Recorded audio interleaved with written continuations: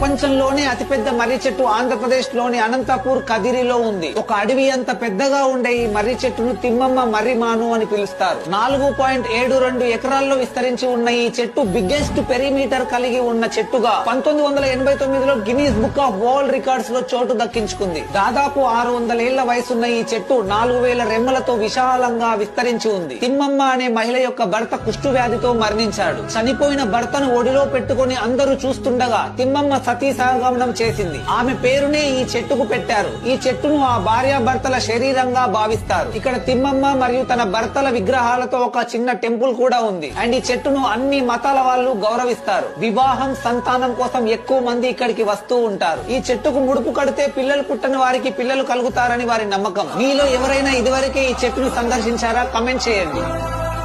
ప్రపంచంలోనే అతిపెద్ద మర్రి చెట్టు ఆంధ్రప్రదేశ్ లోని అనంతపూర్ కదిరిలో ఉంది. ఒక అడవి అంత